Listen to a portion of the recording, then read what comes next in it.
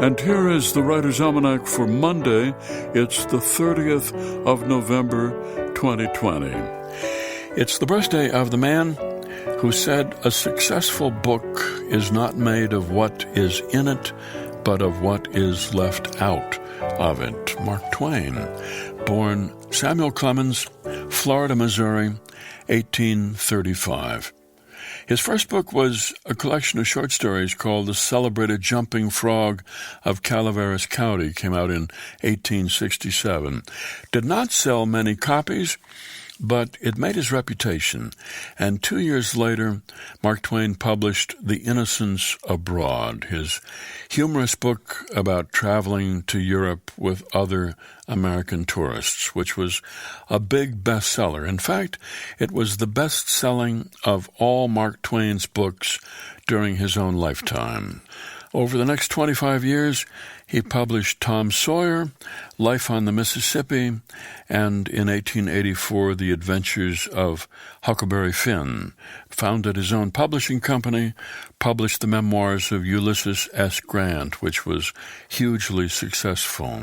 And then, as most people know, he invested a huge amount of money in the automatic typesetting machine called the Page Compositor, which turned out to be an abysmal failure. He was in financial trouble. His book, A Connecticut Yankee in King Arthur's Court, did not sell very well.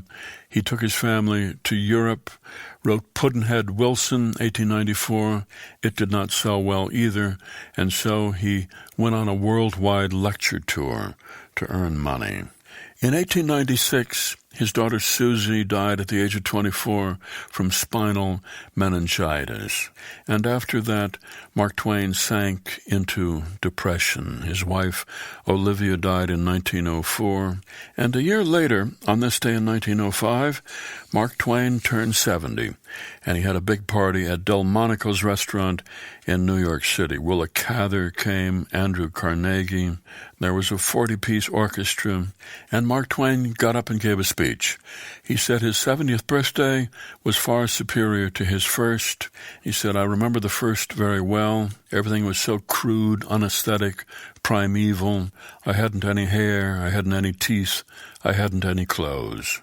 The secret of long life, he said, was to smoke only when awake and to avoid exercise at all costs. Here's a poem for today by Wendell Berry. The need comes on me now to speak across the years to those who finally will live here after the present ruin in the absence of most of my kind who by now are dead or have given their minds to machines and become strange, overqualified for the hard handwork that must be done to remake, so far as humans can remake, all that humans have unmade. To you, whoever you may be, I say come, meaning to stay.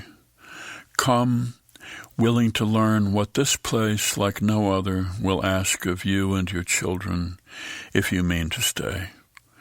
This land responds to good treatment. I heard my father say time and again in his passion to renew, to make whole what ill use had broken. And so to you, whose lives taken from the life of this place I cannot foretell, I say, come and treat it well.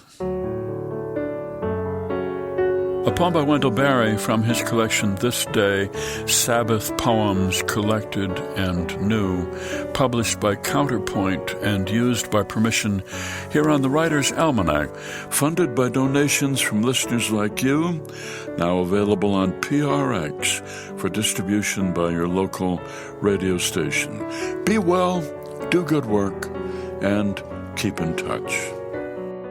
The life story of a shy Midwesterner, Garrison Keillor's new memoir, That Time of Year, A Minnesota Life, is available now in hardcover and ebook at GarrisonKeillor.com and at Amazon.